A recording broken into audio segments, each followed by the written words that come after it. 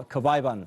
Mahjoub Sweiri is in Doha. He's the director of the Gulf Studies Center at Qatar University. And Anel Shalin is a research fellow in the Middle East program at the Quincy Institute.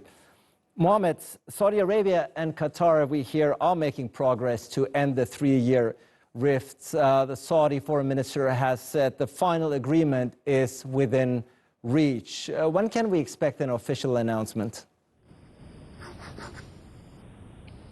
Hi, Ali. Nice to see you again. There was no final statement, but I think there is a quite good progress in solving this problem. And since it started about few days ago, up to yesterday, the good news is the whole four countries are going to get together with the Qataris delegation, and inshallah it will be solved. But what's inside, what's more details, nobody knows. But they sounds like there is going to be a good progress, and inshallah they will come over this problem. This is the good news. The other thing is all members, Qatar and the other four countries, are willing really to solve the problems, the changes in the region, the strategic changes, the challenges. It's getting difficult more and more. So I think I think they are all willing to solve the problem. So the will to solve the problem. That they come up with the final. Indeed, but the will, as you say, Mohammed, is certainly there to solve the problem. Mahjoub, how is this news being received in Doha, where you're based? I think this effort is a result of at least 1 year efforts we were following on, whether done by the Americans or done by the former Emir of Kuwait. So that is another, I would say, phase of that efforts and marathon diplomacy. I think Qatari side has announced more than one time that they are ready to end this crisis which is imposed on Qatar, and they believe that any discussion can happen without a precondition, without affecting the sovereignty of the country and their independence. So these things have not been changed since 2017. So any effort in that context is welcomed and supported by the Qatari government. I say this as an expert following the story. I see that there is no change has happened, and I think they quite sure about the position of Doha when it comes to reconciliation. It's important to look at the context, I think, to all what's happening. We are about 1 month from Biden in the White House, and I think every side of this crisis is looking at the interest they can gain and the loss they are facing after the 21st of January 2021. Right. So I think that the context is important, and I think it should be looked at it seriously. For sure, the context is everything here, as a matter of fact. Anel, if we look at the context and what has spurred this conflict in the first place, not much has really changed on the ground, the facts, have they? The boycotting countries accuse Qatar of financing extremist groups, something that Doha has vehemently denied. And the more sticking issue, perhaps, is Doha's good relations with Tehran, also something that has not changed. Right. I think it's very interesting to keep in mind the extent to which the original 13 demands are unlikely to be met, which further reiterates that the demands themselves were more established as not that they were necessarily intended met, but more to sort of justify why the blockade had been imposed in the first place. And so moving forward, I do think it's also interesting to keep in mind that we've seen greater rapprochement between the Saudis and the Qataris, but not so much between the UAE and the Qataris. And so although there was a sort of grudging acknowledgement from the foreign minister of the Emirates acknowledging the progress in diplomacy without mentioning Qatar by name, I think thus far the Saudis have been more willing to perhaps move forward in resolving the crisis, while the UAE continues to see Qatar as a problem. And as you pointed out, not much has actually changed. The Turkish military base remains open in Qatar, which was one of the original demands. Al Jazeera remains operational, which was another demand that they asked Al Jazeera to be completely shut down. Although it has been interesting, we've noticed that Al Jazeera has toned down somewhat its critique. And I think moving forward, it will be interesting to see if some of the other networks like Sky News Arabia or Al Arabiya will also be willing to sort of tone down their rhetoric about Qatar. Right. Mohammed, let's look at the motivations on the part of Riyadh to seek a deal and now being willing to remove sanctions against Doha. Some people are saying that Saudi Arabia is concerned that the incoming Biden administration will exert less pressure on Iran than the Trump administration did. Do you think that's one of the impetus, one of the driving forces behind this deal? Frankly, I didn't think so, sir. This problem we'll consider it as a local problem. Yes, maybe there will be changes. Maybe Biden administration will have a different look. But what I thought, if the Trump administration trying to solve the problem, so I think it is a waste. It's less than 40 days and then they will leave. And the other thing is not because of the new administration. I think the time it took more than it should be. And maybe I didn't agree with Mr. Mahjoub when he said regarding the conditions will be changed or the details more in the discussions. I didn't think so there is any announcement regarding this. But what we knew is the whole foreign ministers, the Saudis and the Qataris and the Secretary General of the Cooperation, Mr. Naif, everybody is happy. But also, it doesn't mean that we don't consider there is a change in the area or in the area, or maybe there will be somehow some conditions they will ignore it and trying to set it up. But what I think generally, there is a guarantee for each country, which is the security. But one more thing important. Yesterday, I was listening to somebody from Egypt, and I hope there will be no conflict with the Egypt government. Honestly, I hope there is no conflict, but I think the Egyptians will go with their friends in Saudi, with their partners, I mean, in the GCC, to solve the problems. Other than this, I think it took longer time, and we should solve it, by the way. We should solve it early enough if the leaders get together. But due to, I'm not going to say stubborn mind, I'm not going to say nobody is trying to admit there is a problem to the neighbors, but unfortunately, nobody is willing to let's say, concede regarding the own request. Right. Mahjoub, Mohammed mentioned Egypt, and a deal may not initially include the UAE, Bahrain, and Egypt. This may just be a bilateral agreement for the time being. Would Qatar be willing to accept an agreement that does not include all four boycotting countries? It's obvious that the effort for the last year, actually, between Riyadh and Doha, I mean, since the visit of Kushner to the region, just yesterday we heard reactions from Abu Dhabi and Cairo. So this tells you that how things are moving. So personally, I believe the whole effort is focusing on the communication between Doha and Riyadh, and that is what I think the Americans trying to do, especially Trump administration and the Trump family in particular. I don't see Doha. I think Doha in the last year was focusing on the relation with Saudi Arabia more than any other countries, and that was clear actually on some statements and communication which took place. And there is another point, just quickly, I want to raise here.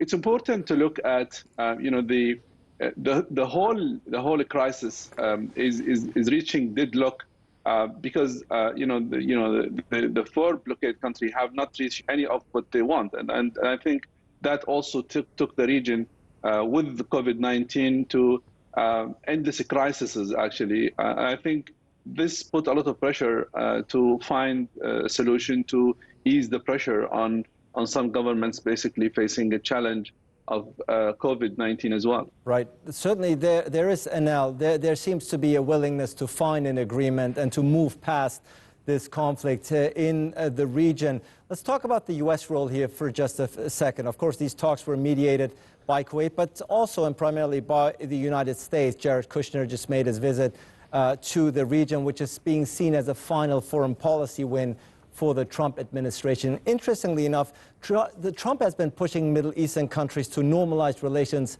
with Israel, UAE and Bahrain, obviously being one of them. Is that also a motivation, do you think, behind the Trump administration's move here? Yes, I mean, I think Trump got a lot of positive attention, understandably, for the Abraham Accords, which again is important to keep in mind that that was not actually a peace deal with the Palestinians. It merely sort of formalized this existing relationship between the UAE and Israel. And now, today it's possible that the vote will come forward about this arms sale to the UAE, which again would just reiterate that the Abraham Accords were really just an arms sale, which will further entrench the United States in the security of the Gulf in a way that I don't think is actually conducive to U.S. interests. But in general, I think the timing here is about Trump trying to recapture some of that positive attention that he got in August for the Abraham Accords, that if he can leave with this one more example of him being the great deal maker, then he can come back perhaps in 2024 to run again. Again, I do think it's important to keep in mind that some of this has to do with the amount of money that Qatar was paying to Iran in order to use their airspace. So $100 million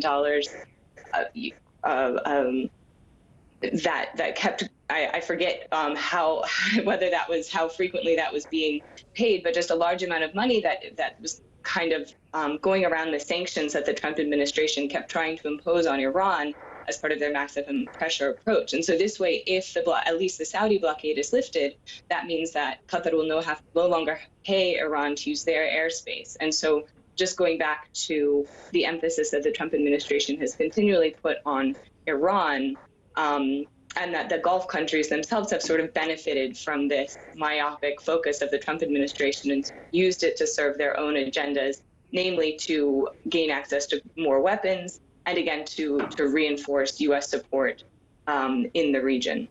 And speaking of Iran, Mohammed, all four boycotting countries, your country, of course, Saudi Arabia, the UAE, Bahrain and Egypt are trying to and have been trying to curb Tehran's influence in the region. Doha's relationship, however, with Tehran have only intensified, perhaps even improved during the previous 3 years.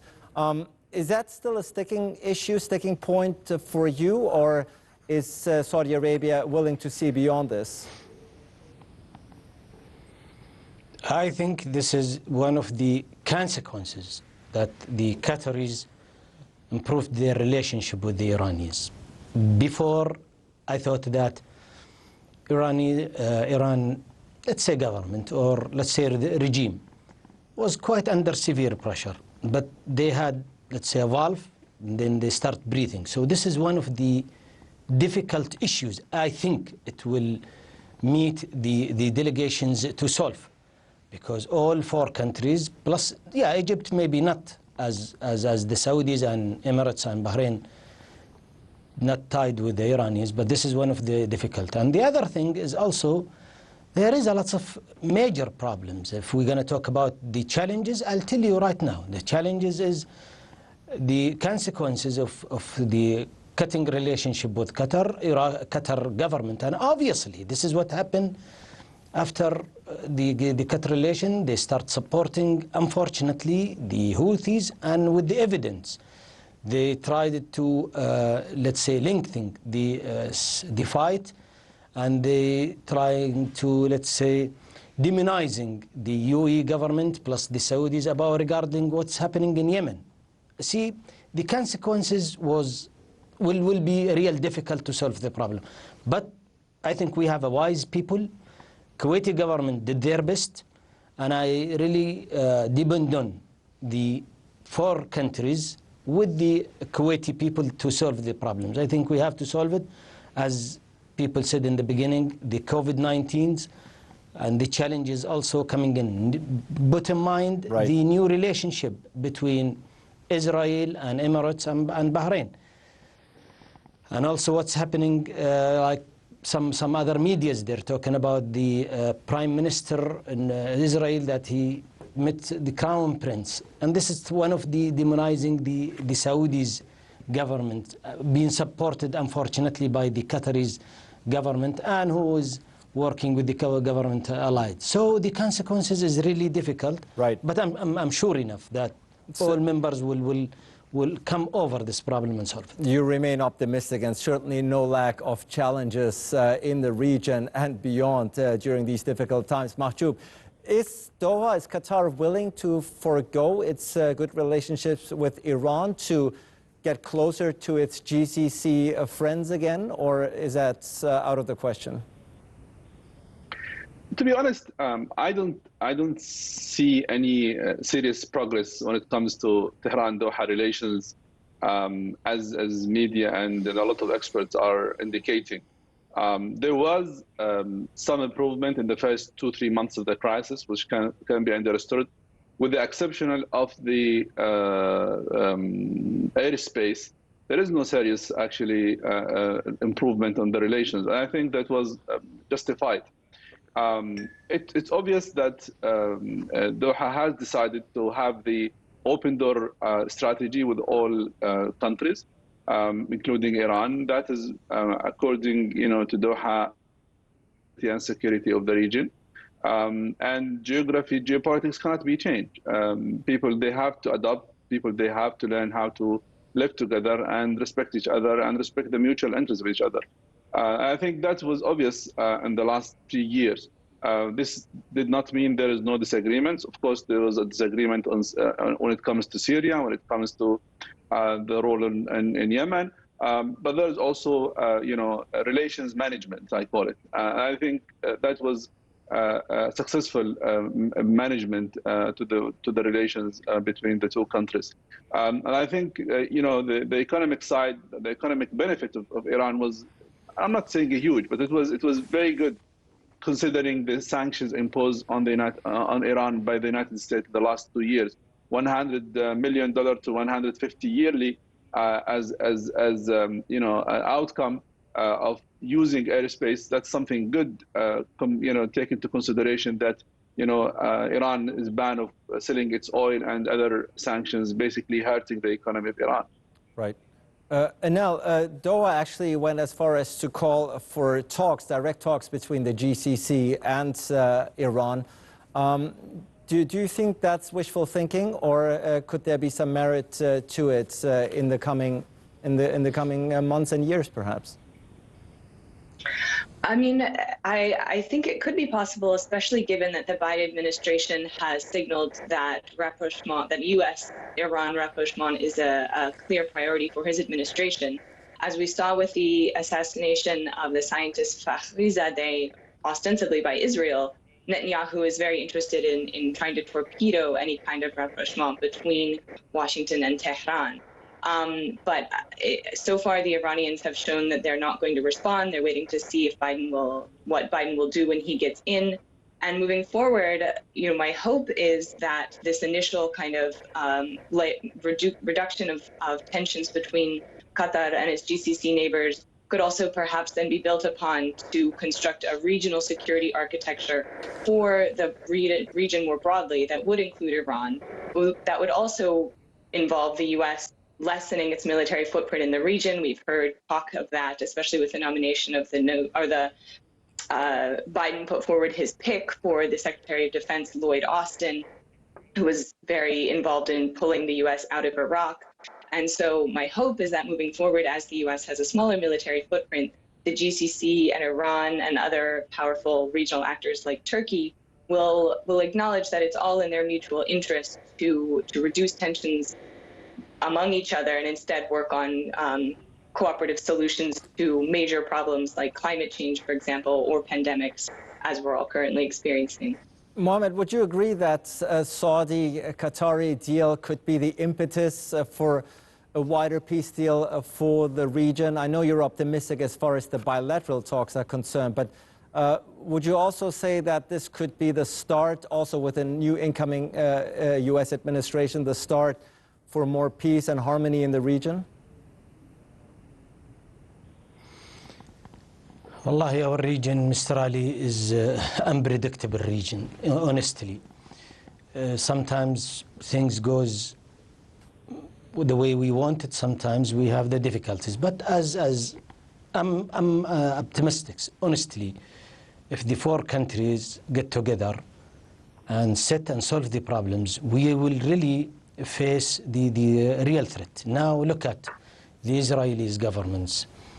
They are trying to exploit this chance, the division between the Arab, especially financially wise, strong countries. So they will exploit this.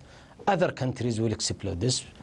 So hopefully that it will help, and I'm sure it will help. But there is a serious problem. The trust, I think, Qataris prove with the last 3 years there is difficulty to get together, and they thought that if we, as a Saudis or as a friends, ask them to do so, that we are intervene in their own policy, and which is not true. But since there is an agreement between the GCC countries, everybody get to stick to it. So I'm optimistic that it will solve the problem. But with the new coming administration, I hope that Mr. Biden will look at a real U.S., let's say, U.S. way in conducting with their allied, with their friends, and with their threats together and solve the problems. Right. Lots of challenges. I'm talking about Yemen. If you look at the Yemen condition now, the Houthis are destroying everything, and they are still firing weapons toward the Saudis. And 6 years now we are fighting with the Houthis due to maybe support, not maybe, for sure, from the Qataris and from the Iranis, that's definite, and maybe the Turkish people start getting in line. So we need this settlement to be set, and we need the whole leaders to understand that our national interest has to be in mind most of the time, if it's not all time. Right. Mahjoub, we're almost out of time, but just quickly, this is a very unpredictable region, says Mohammed. I think we can all agree to that. How optimistic are you that this is going to play out in everyone's favor in 2021? I would say if there is any kind of improvement or breaking, it will be breaking the ice between Doha and Riyadh. I think it's a long way to go with lack of trust and confidence between sides. I think Qataris feel they were hurted 2017. However, the willingness did not disappear at all for talk and reconciliation. It will take some time. Anything will happen. It will happen maybe gradually, starting between Doha and Riyadh. Cautiously optimistic is what I'm hearing. Mohammed Al-Kubayban, Mahjoub Sweiri, and Anel Shalin, thank you so much for joining us and providing some context and background on a possible Saudi-Qatari deal. Thank you out there for watching. Hope to see you again next time.